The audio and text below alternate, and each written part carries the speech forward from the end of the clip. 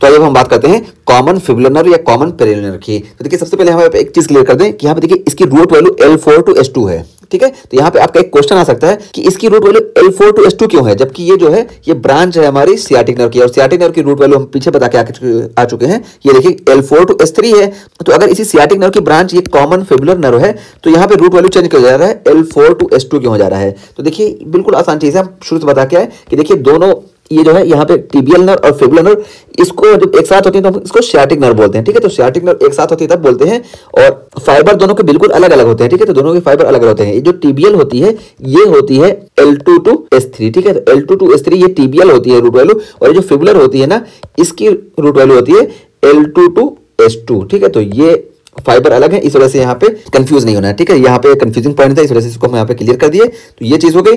और उसके अलावा देखिए यहाँ पे हम दिखाएं कि जब ये पेप्यूटेल फोसा में आती है तो पेप्यूटेल फोसा में देखिए अलग हो गई, इसके फाइबर्स पहले से अलग थे लेकिन यहाँ से आके बिल्कुल अलग हो गए, ठीक है। तो बिल्कुल बंटवारा इनका हो गया। और यहाँ पे भी देखिए हम दिखाए थे, ये देखिए पेप्यूटेल फोसा में है और ये देखिए ये बिल्कुल अलग हो गई, ठीक है। तो इसके फाइबर बिल्कुल अलग हो गए।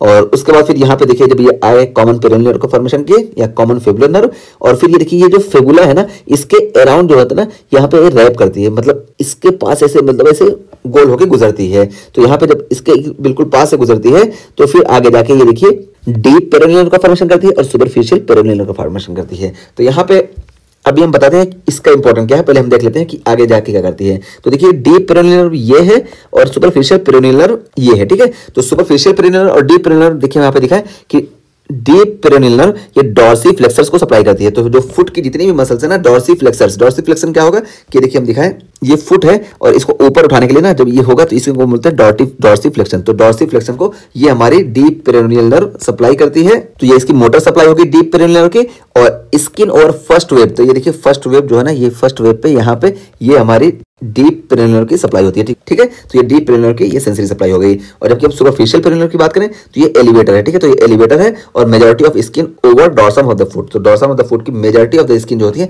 ये सुपरफिशियल पेरिनियल नर्व से सप्लाई होती है। देखिए मैं यहाँ पे दिखाएं, ये देखिए यहाँ पे देखिए सुपरफिशियल पेरिनियल नर्व है, ये देखिए डॉर्सम ऑफ द फुट की जो मेजर सेंसरी सप्लाई है देखिए इसी से हुई, ठीक है। तो देखिए ग्रीन वाला जो है ये सारा हमारे सुपरफिशियल पेरिनियल नर्व से हुआ, ठीक है। जबकि हम बात करें डीप पेरिनियल नर्व की तो देखिए ये जो है ये फर्स्ट वेब स्पेस इसको ये deep peroneal nerve sensory supply provide करती है, ठीक है। और ये डीप पेरिनियल नर्व यहाँ पे ये Dorsey flexion of the foot में रिस्पॉन्सिबल होती है। हमें यहाँ पे बताया कि ये फुट को ऊपर उठाती है, ठीक है। तो फुट को ऊपर उठाने में इसी का रोल होता है। तो ये चीज हो गई हमारी।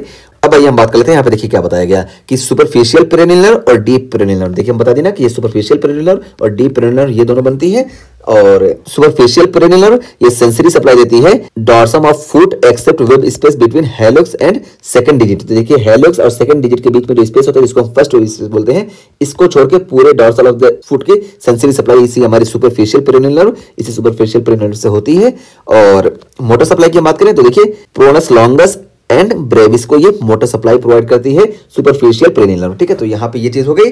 और डीप पेरिनियल नर्व की हम बात करें तो देखिए ये डीप पेरिनियल नर्व ये है, ये क्या करती है sensory supply web space between hallux and second digit. तो ये इस सुपरफिशियल से बचा था ये डीप से होगा, इसी को हम फर्स्ट वेब स्पेस बोलते हैं। और मोटर सप्लाई देखिए टिबियलिस एंटीरियर, ठीक है। तो टिबियलिस एंटीरियर को ये मोटर सप्लाई प्रोवाइड करती है। और ये टिबियलिस एंटीरियर ये एंटीरियर साइड में होती है ना, इसी वजह से ये डीप पेरिनियल नर्व ये Dorsey flexion of the foot के लिए जिम्मेदार होती है, ठीक है। तो ये हो गया हमारा कॉमन पेरिनियल नर्व का इनर्वेशन। अब देखिए कॉमन पेरिनियल नर्व इसको हम फिबुलर नर्व भी बोलते हैं। इसकी इंजरी हमको मोस्ट कॉमनली ट्रामा या compression of lateral aspect of the leg की वजह से देखने को मिलती है या फिबुलर नेक फ्रैक्चर की वजह से देखने को मिलती है, ठीक है। तो देखिए फिबुलर नेक पास से बिल्कुल गुजरती है, इस वजह से हम बताया ना कि फिबुलर नेक की वजह से इसका हमको फ्रैक्चर देखने को मिलेगा, ठीक है। तो ये अभी जो हम शुरू में बता के आए थे कि यह फिबुला के पास से बिल्कुल रैप होकर जाती है, तो ये इसका इंपॉर्टेंट चीज है कि फिबुलर नेक फ्रैक्चर में हमको most commonly common peroneal nerve या फिबुलर नर्व की इंजरी देखने को मिलती है। और अब देखिए जब इसकी इंजरी होगी तो हमको देखने को क्या मिलेगा, देखिए हमें बताया कि फिबुलर फ्रैक्चर हुआ तो फिबुलर फ्रैक्चर में क्या होगा, loss of dorsi flexion and eversion, ठीक है। तो देखिए ये जो हमारी फिबुलर नर्व है ये फिबुलर नर्व डॉर्सी फ्लेक्शन तो करा रही है, ठीक है। डॉर्सी फ्लेक्शन देखिए ऊपर करा रही है और ये डीप पेरिनियल नर्व का इस्तेमाल कर रही है। इसके साथ साथ ना ये देखिए ये जो होती है इवर्जन भी कराती है। इवर्जन का मतलब क्या है कि देखिए मीडियल साइड में इसको पैर को लाएगी, ठीक है। तो मीडियल साइड में लाएगी तो इसको हम इवर्जन बोलते हैं। तो ये दोनों कराती है। और जब कॉमन पेरिनियल इंजर हो जाएगी इसी फिबुला के फ्रैक्चर होने की वजह से तो ये लॉस हो जाएगा। इसी वजह से देखिए हमको क्या देखने को मिलेगा, सबसे पहले देखिए डॉर्सी फ्लेक्शन लॉस होगा तो हमको फुट ड्रॉप देखने को मिलेगा। क्यों? क्योंकि देखिए पैर को ऊपर उठाने में हेल्प करती है, तो जब ये ऊपर नहीं उठा पाएगी तो पैर नीचे गिर जाएगा। तो इसी वजह से हमको फुट ड्रॉप देखने को मिलेगा कॉमन पेरिनियल नर्व की इंजरी में। और जब ये इवर्जन नहीं करा पाएगी इस वजह से हमको इन्वर्टेड फुट देखने को मिलेगा। ठीक है, तो फुट को इवर्जन कराना यानी बाहर इधर इस तरफ लाना, ये नहीं करा पाएगी तो हमको इन्वर्टेड फुट देखने को मिलेगा। देखिए यहाँ पे भी यही बताया गया कि प्रेजेंटेशन में क्या देखने को मिलेगा, पीईडी। तो पीईडी से हम यहाँ देखेंगे कि पेरोनियल इवर्ट्स एंड डॉर्सिफ्लेक्सेस की जो कॉमन पेरोनियल नर्व है ये इवर्ट्स कराती है यानी लेग का इवर्जन कराती है और डॉर्सिफ्लेक्शन कराती है, ये इसका फंक्शन हो गया। लेकिन अगर ये इंजर्ड हो गई इस वजह से हमको फुट ड्रॉप्ड देखने को मिलेगा। तो ये ड्रॉप्ड पीईडी यहां से हम रखेंगे कि ये कॉमन पेरोनियल नर्व ये इवर्ट्स और डॉर्सिफ्लेक्शन कराती है। ठीक है, तो ये इवर्ट वाला इतना इंपॉर्टेंट नहीं है, लेकिन ये जो डॉर्सिफ्लेक्शन वाला है इसी वजह से हमको फुट ड्रॉप देखने को मिलता है। इस पर अक्सर क्वेश्चन आता है। ठीक है, तो कि फुट ड्रॉप के लिए कौन सी नर्व जिम्मेदार है, तो यहाँ पे हमारे कॉमन पेरोनियल नर्व या फिबुलर नर्व जिसको हम बोलते हैं ये जिम्मेदार होगी।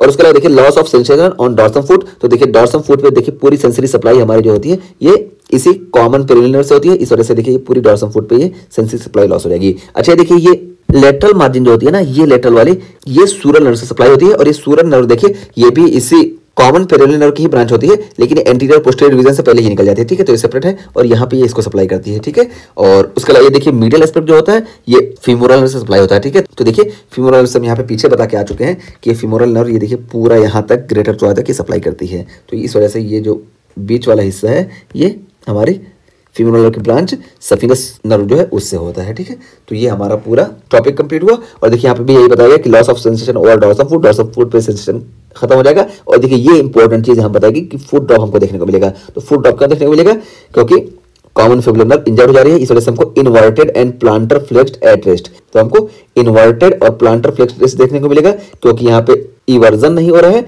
और डॉर्सिफ्लेक्शन नहीं हो रहा है। इस वजह से इन्वर्टेड और प्लांटर फ्लेक्शन लेग हमको देखने को मिलेगा। और यही यहाँ पे लिख भी दिया है कि ऐसा क्यों देखने को मिला कि loss of eversion and dorsiflexion, और इसी को हम बोलते हैं स्टेपेज गेट। ठीक है, तो स्टेपेज गेट भी हम फुट ड्रॉप को बोलते हैं। ठीक है, तो स्टेपेज गेट ये हो गया कि ये इन्वर्टेड लेग देखने को मिलेगा और साथ साथ फुट ड्रॉप देखने को मिलेगा। ठीक है, तो कुछ ऐसा तिरछा देखने को मिलेगा।